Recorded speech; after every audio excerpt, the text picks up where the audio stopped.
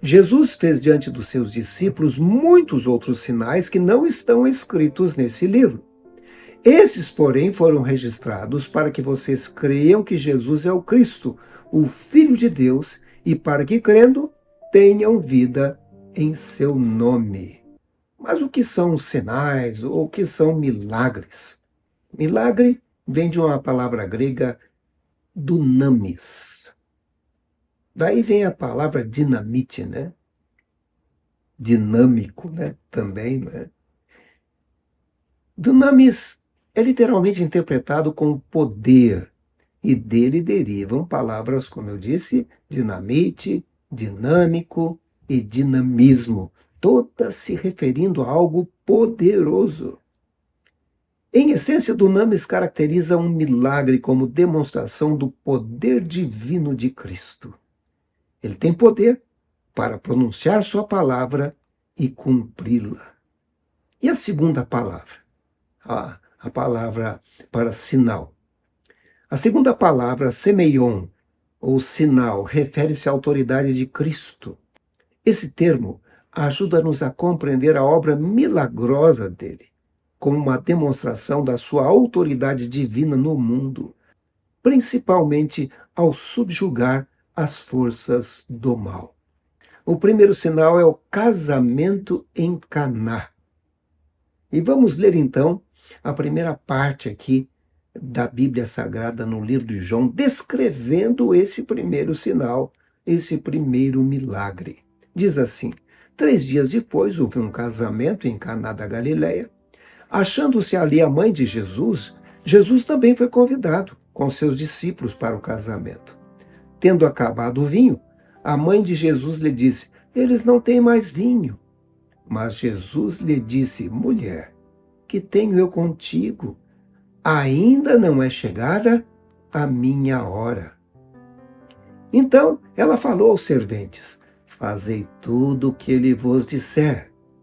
Estavam ali 6 talhas de pedra que os judeus usavam para as purificações, e cada uma levava 2 ou 3 metretas.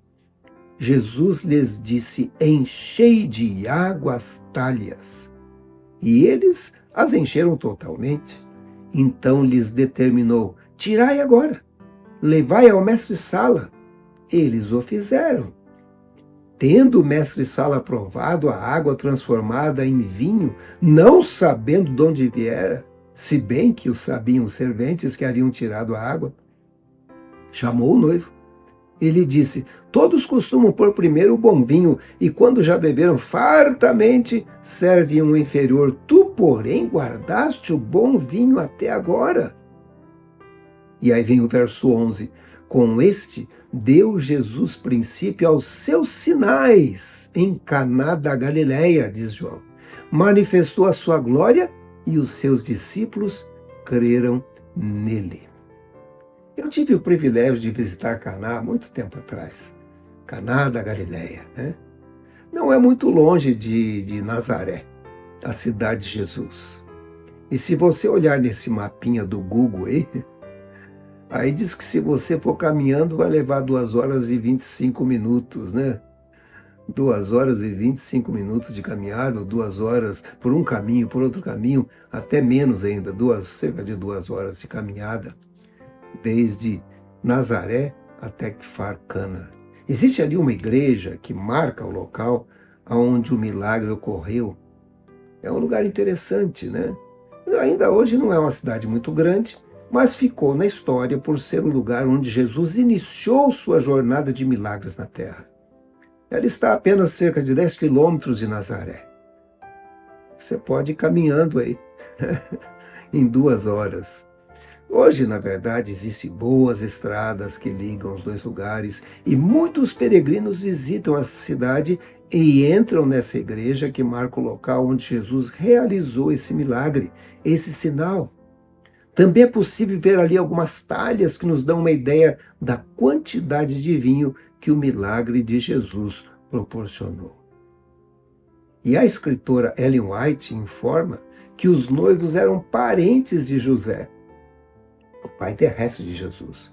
E por isso Maria, agora viúva de de José estava presente e, claro, Jesus e seus discípulos também foram convidados. Essa informação aparece aqui no livro O Desejado de Todas as Nações. Isso também faz com que compreendamos a preocupação de Maria em que tudo funcionasse bem nessa festa de casamento. Por isso, quando acabou o vinho, o que ela fez? Foi procurar socorro em Jesus. Eu vou compartilhar com vocês algumas observações desse livro, o livro desejado de todas as nações. Essa história aparece aqui no capítulo 15 do livro. Veja o que diz Ellen White, a escritora. Ainda não é chegada a minha hora. Ela descreve aqui o que está em João capítulo 2, verso 4. Essas palavras indicam que todo o ato da vida de Cristo na Terra era cumprimento do plano que existira desde os dias da eternidade. Antes de vir à Terra, o plano estava perante ele, perfeito em todos os seus detalhes. Porém, ao andar entre os seres humanos, era guiado passo a passo pela vontade do Pai. Não hesitava em agir no tempo designado. Foi para honrar a confiança de sua mãe e fortalecer a fé de seus discípulos que realizou o primeiro milagre. Os discípulos encontrariam muitas e grandes tentações para a incredulidade. Para eles, as profecias haviam tornado claro e indiscutível que Jesus era o Messias. Os primeiros milagres do Salvador fortaleceram os discípulos para enfrentar a oposição. A dádiva de Cristo na festa era um símbolo. A água representa o batismo em sua morte. O vinho, o derramamento de seu sangue pelos pecados do mundo. O vinho provido por Cristo para a festa, bem como o que ele deu aos discípulos como símbolo do próprio sangue, era o puro suco de uva.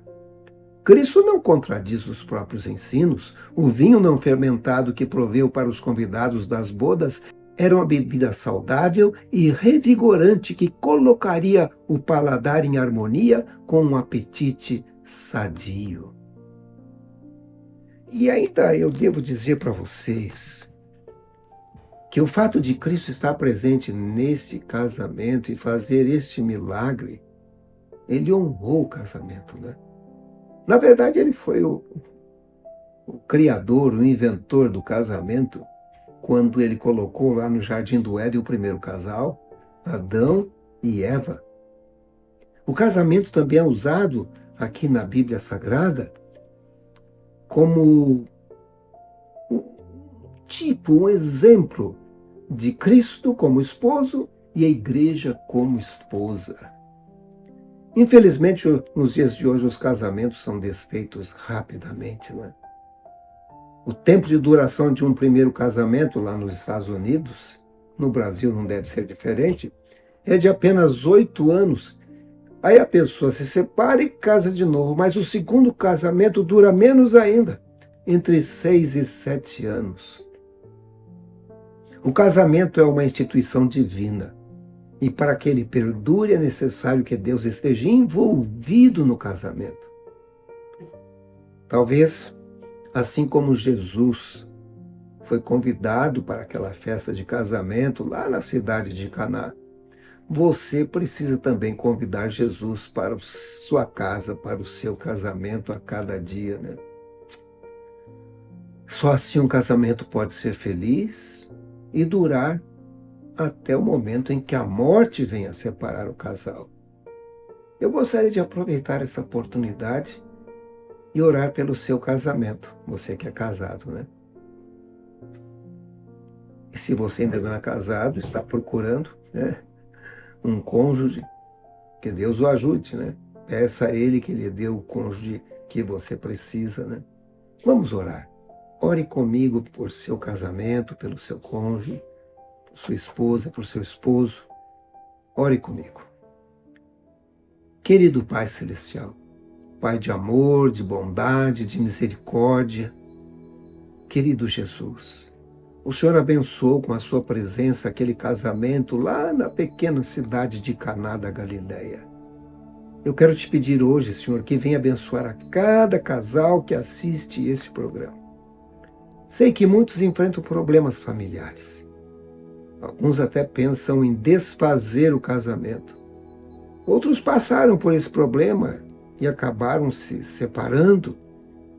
Outros já estão em um segundo casamento. Infelizmente, Senhor, vivemos em um mundo dominado pelo pecado e imperfeito, mas eu te peço, Senhor, a orientação do céu, para que possamos proceder corretamente. Abençoe o nosso casamento. Dá-nos a felicidade que tanto almejamos. Esteja presente nos lares aqui representados. Que as brigas, os desentendimentos, as discussões que são trazidas pelo inimigo possam ser desfeitas pelo poder de Jesus Cristo. Traga o vinho da felicidade, o vinho do amor aos casais que assistem nesse momento. Eu te peço, Senhor, em nome de Jesus. Amém. Amém. Bom, vamos para o segundo sinal. O segundo sinal trata-se da cura do oficial do rei. Vamos ler o texto da Bíblia no livro de João. Diz assim: Dirigiu-se de novo a Caná da Galileia, onde da água fizera vinho. Ora, havia um oficial do rei cujo filho estava doente em Cafarnaum. Tendo ouvido dizer que Jesus viera da Judéia para a Galileia, foi ter com ele e lhe rogou que descesse para curar seu filho que estava à morte. Então Jesus lhe disse: Se porventura não virdes sinais e prodígios, de modo nenhum crereis. Rogou-lhe o oficial: Senhor, desce, antes que meu filho morra. Vai, disse-lhe Jesus, teu filho vive. O homem creu na palavra de Jesus e partiu. Já ele descia quando os seus servos lhe vieram ao encontro, anunciando-lhe que o seu filho vivia. Então, indagou deles a que hora o seu filho se sentira melhor. Informaram: ontem, à hora 7ª, a febre o deixou. Com isso, reconheceu o pai ser aquela precisamente a hora em que Jesus lhe dissera: teu filho vive. E creu ele e toda a sua casa. Foi este o segundo sinal que fez Jesus depois de vir da Judéia para a Galileia. Que coisa interessante, né?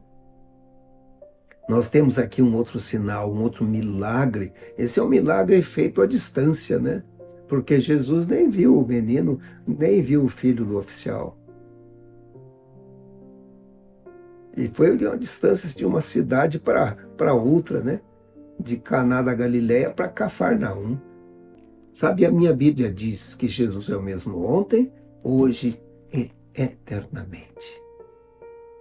Com certeza a gente pode continuar orando e pedindo pela saúde de nossos entes queridos, de um filho, de uma filha, de um pai, de uma mãe, de um irmão, de uma irmã, não é? Podemos orar por nossos queridos, né? A Bíblia diz: tudo é possível àquele que crê. Você crê? Você acredita? Precisa de um milagre para o seu filho, para a sua filha? Coloque o seu pedido aqui nos comentários. Né? Vamos orar pelos nossos familiares, pelos nossos amigos. Vamos orar junto agora. Ore comigo. Querido Jesus, existem pais que precisam de um milagre e estão assistindo aqui neste momento, assim como aquele oficial do rei. O Senhor atendeu ao pedido dele, operou aquele milagre, salvando a vida daquele menino, daquele filho. E hoje eu quero interceder em favor dos filhos dessa pessoa que me assiste nesse momento. O Senhor mesmo disse: pedi e dar-se-vos-á, buscai e achareis, batei e abrir-se-vos-á. Por isso nós estamos pedindo, Senhor. Estamos buscando, estamos batendo, estamos implorando. Atenda a nossa oração. Promova a cura, Senhor. Dê o alívio ao sofrimento. Dê essa bênção a essa família. Eu te peço no teu nome, Senhor, o nome poderoso, o nome de Jesus Cristo. Amém. Amém. Vamos para o terceiro sinal. O terceiro sinal é a cura de um paralítico no tanque de Betesda. Vocês vejam que é sinal e milagre, né? É um milagre que é um sinal. Sabe, esse era um local muito popular nos dias de Jesus. É o tanque de Betesda. Eu também estive no tanque de Betesda. Fica ali, hoje quem vai a Jerusalém, entrando pela porta de Santo Estevão, logo à direita você vai encontrar uma entrada. E dezenas de pessoas visitam aquele local, né? Mas sabe, antigamente também pessoas visitavam aquele local para serem curadas. Era um tanque, uma piscina que acreditava-se que, de vez em quando, um anjo movimentava a água e quem entrasse na água, no momento em que ela estivesse se movimentando, ela seria curada. Hoje só encontra-se ruínas ali. Muitas pessoas visitam. Existe até um pouco d'água ali mesmo, né? Um pouco de água. Existe até um local demarcado que acredita-se que foi exatamente nesse ponto que Jesus operou o milagre da cura do paralítico, né? Vamos ler o relato de João. Diz assim: passadas essas coisas, havia uma festa dos judeus e Jesus subiu para Jerusalém. Ora, existe ali junto à porta das ovelhas um tanque chamado em hebraico Betesda, o qual tem 5 pavilhões. Nestes jazia uma multidão de enfermos, cegos, coxos, paralíticos, esperando que se movesse a água. Porquanto um anjo descia em certo tempo, agitando-a, e o primeiro que entrava no tanque, uma vez agitada a água, sarava de qualquer doença que tivesse. Estava ali um homem enfermo, havia 38 anos. Jesus, vendo-o deitado e sabendo que estava assim há muito tempo, perguntou-lhe: queres ser curado? Respondeu-lhe o enfermo: Senhor, não tenho ninguém que me ponha no tanque quando a água é agitada, pois quando eu vou, desce outro antes de mim. Então lhe disse Jesus: levanta-te, toma o teu leito e anda. Imediatamente o homem se viu curado e, tomando o leito, pôs-se a andar. E aquele dia era sábado. É impressionante, hein? Quantos enfermos ali, Jesus escolhe um, aquele paralítico que já estava ali há 38 anos sofrendo com essa doença, né? O homem mal sabia quem estava falando com ele, e era Jesus, não é? O Criador dele, que podia criar novas pernas, poderia colocar vida naquelas pernas mortas, né? E o homem poderia sair caminhando, andando, saltando, né? Olha o comentário do desejado de todas as nações. Jesus não pediu àquele sofredor que tivesse fé nele. Disse simplesmente: levanta-te, toma o teu leito e anda. Está lá em João capítulo 5, verso 8. Mas a fé do homem se apoderou daquelas palavras. Cada nervo e músculo vibrou com nova vida e a energia da saúde encheu os membros paralisados. Sem duvidar, determinou-se atender à ordem de Cristo e todos os músculos obedeceram à sua vontade. Colocando-se rapidamente de pé, sentiu-se capaz de realizar todas as suas atividades. Jesus não dera nenhuma certeza de auxílio divino a ele. O homem podia ter duvidado, perdendo a única oportunidade de cura. Contudo, acreditou na palavra de Cristo e, agindo de acordo com ela, recebeu força. Sabe que ainda hoje, Jesus está presente. E em muitos casos ele promove a cura, né? Eu gosto de ver esses quadros de Jesus atuando ao lado de médicos, né? Seja numa sala de cirurgia, seja na cama de um enfermo, aliviando o sofrimento. Quantas pessoas relatam milagres? Foram curadas por Jesus, por um anjo que foi enviado por Deus, né? Por alguém que orou. Porque Deus ainda atua. Ele possa atuar na sua vida, curando não só o aspecto físico, mas o aspecto espiritual, que é até mais importante, né? O poder de Jesus ainda hoje é muito atuante, né? Ele é o grande médico que pode trazer a cura física, mental e espiritual. E fazendo uma aplicação aqui para você e para mim, nós lutamos contra o pecado, né? Lutamos contra o adversário de Cristo. Ellen White diz lá no livro Desejado de Todas as Nações: por meio da mesma fé podemos receber cura espiritual. Temos a alma paralisada por nós mesmos, somos incapazes de viver uma vida santa, tanto quanto aquele paralítico era incapaz de andar. Jesus pede que você se levante com saúde e paz. Não espere sentir que está curado, creia na palavra dele e ela será cumprida. Cristo é capaz de libertar e anseia fazê-lo. Ele transmitirá vida à pessoa que está morta em sua transgressão, de acordo com Efésios capítulo 2, verso 1. Infelizmente, essa história tem um lado em que mostra algumas pessoas que não creem em milagres. São pessoas de corações duros. Aliás, esse é o tema do próximo tópico que vamos agora. Corações duros, endurecidos. Vejam o que diz João. Por isso disseram os judeus ao que fora curado: hoje é sábado, e não te é lícito carregar o leito. Ao que ele lhes respondeu: o mesmo que me curou me disse: toma o teu leito e anda. Perguntaram-lhe eles: quem é o homem que te disse: toma o teu leito e anda? Mas o que fora curado não sabia quem era, porque Jesus havia se retirado por haver muita gente naquele lugar. Mais tarde, Jesus o encontrou no templo e lhe disse: olha, que já estás curado, não peques mais para que não te suceda coisa pior. O homem retirou-se e disse aos judeus que fora Jesus quem o havia curado. Note que coisa mais estranha, né? O ex-paralítico sai feliz da vida, estava andando novamente depois de 38 anos paralisado. Já pensou a alegria desse homem? Saltando, pulando, correndo, né? Ficou 38 anos parado, paralisado. E ele contava para todo mundo: veja o que aconteceu comigo, eu estou curado, né? E aí encontrou lá uns fariseus, lá uns judeus, uns líderes, e falaram assim: olha, vejam só, eu estou curado, ai que maravilha, né?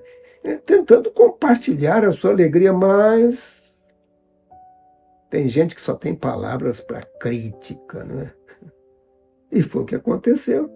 Em vez de olharem com alegria, com admiração, com empatia, com felicidade para aquele homem, por causa daquela cura, eles olharam para a cama.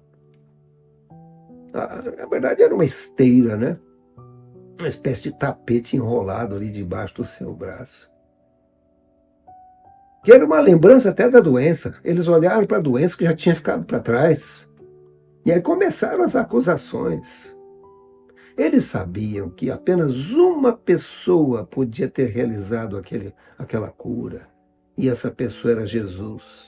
E, de acordo com a sua interpretação, a interpretação que eles tinham da Bíblia Sagrada, Jesus havia violado a lei e aquele ex-paralítico também estava violando a lei, carregando a cama no sábado. Que coisa triste, né? E o livro Desejado de Todas as Nações diz o seguinte: os judeus haviam pervertido a lei de tal forma que a tornaram um jugo de escravidão. Especialmente o sábado havia sido cercado de todo tipo de restrições sem sentido. O santo dia do Senhor não lhes era um prazer digno de honra. Os escribas e fariseus tinham tornado sua observância um fardo insuportável. Os guias de Israel se tornaram instrumentos de Satanás em combater o Salvador. Sabe, tem gente que não aprecia um milagre e às vezes não recebe o milagre porque não vai resolver nada na vida dele, né? Felizmente tem pessoas que percebem o sinal, a maravilha, agradece, fica feliz. E aí vamos para a próxima parte. Reivindicações de Jesus. as reivindicações de Jesus. Vamos ver alguns pontos nessa conversa que Jesus teve com esses líderes judeus e que é descrito aqui no capítulo 5 do Evangelho de João. Diz assim: então os judeus passaram a perseguir Jesus porque ele estava fazendo essas coisas no sábado. Disse-lhes Jesus: meu pai continua trabalhando até hoje e eu também estou trabalhando. Por essa razão, os judeus mais ainda queriam matá-lo, pois não somente estava violando o sábado, mas também estava até mesmo dizendo que Deus era seu próprio pai, igualando-se a Deus. Jesus lhes deu esta resposta: eu lhes digo verdadeiramente que o filho não pode fazer nada de si mesmo, só pode fazer o que vê o pai fazer, porque o que o pai faz, o filho também faz. Pois o pai ama o filho e lhe mostra tudo o que faz. Sim, para a admiração de vocês, ele lhe mostrará obras ainda maiores do que essas. Não procuro agradar a mim mesmo, mas aquele que me enviou. Se testifico acerca de mim mesmo, o meu testemunho não é válido. A própria obra que o Pai me deu para concluir e que estou realizando testemunha que o Pai me enviou. E o Pai que me enviou, ele mesmo testemunhou a meu respeito. Vocês estudam cuidadosamente as Escrituras porque pensam que nelas vocês têm a vida eterna. E são as Escrituras que testemunham a meu respeito. Contudo, vocês não querem vir a mim para terem vida. Se vocês crescem em Moisés, creriam em mim, pois ele escreveu a meu respeito.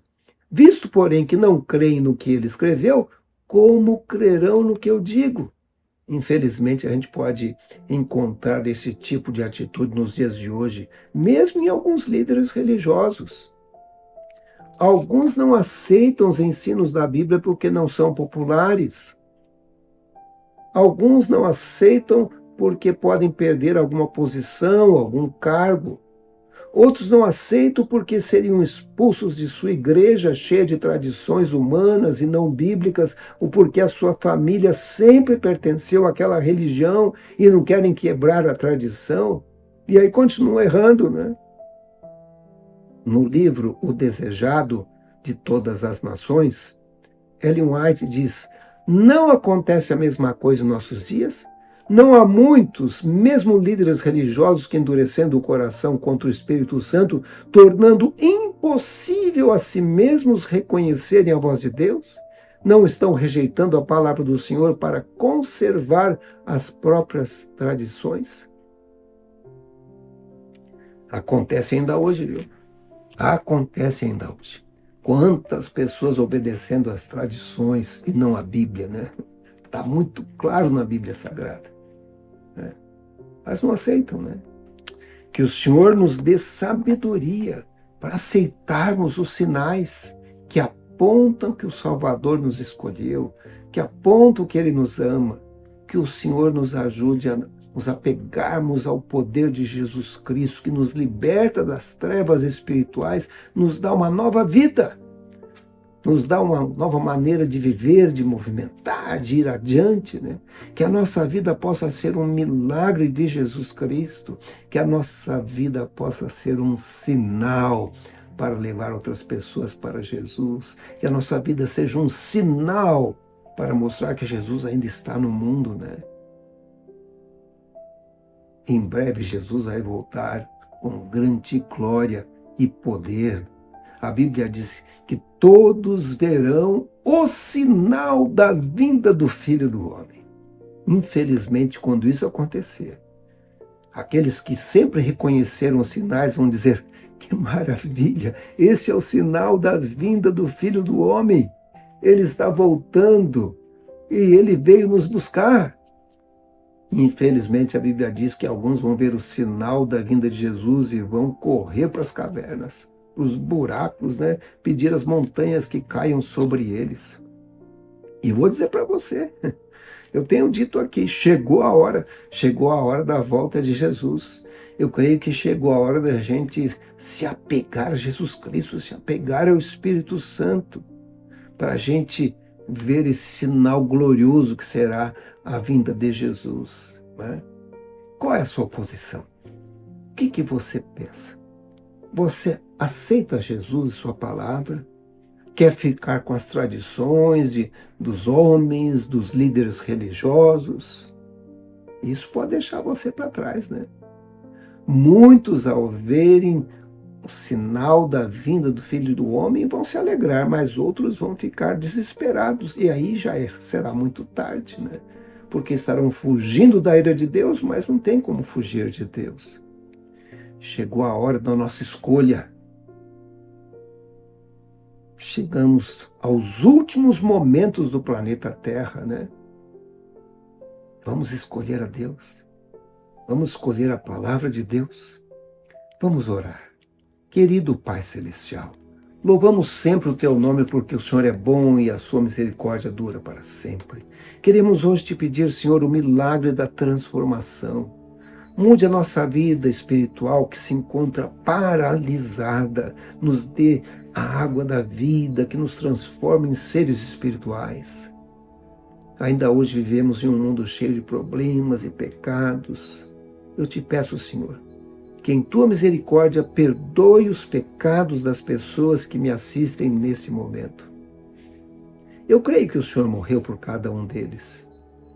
Ó Espírito Santo, coloque em cada um de nós o desejo de se tornar uma nova criatura em Cristo Jesus a cada dia, a cada momento. Senhor, se existe alguém que está doente assistindo ao programa nesse momento, ó Senhor, estende para ele o alívio ao sofrimento, a cura que só o Senhor pode dar. Opera o milagre, Senhor, como operou naquele paralítico. Eu também coloco, Senhor, essas famílias que estão assistindo nesse momento em Tuas poderosas mãos. Por favor, eu lhe peço, não deixe o inimigo interferir. Salve a família, Senhor, pelo poder de Jesus Cristo. Eu te peço, Senhor, nesse nome poderoso, o nome maravilhoso, o nome de Jesus Cristo. Amém. E você diz amém. Gostou do nosso estudo? Aprendeu bastante? Coloque aqui nos comentários, por favor, né? O que você está achando do estudo. E compartilhe com outras pessoas essa bênção também, né? Se não é inscrito aqui no canal, por favor, se inscreva no canal. Isso é tão importante. Eu vou ficar tão feliz de aumentar o número de estudantes da Bíblia Sagrada, né? E deixe aí o seu like, o seu positivo. Acione esse sininho das notificações, você que está assistindo aí pelo YouTube, né?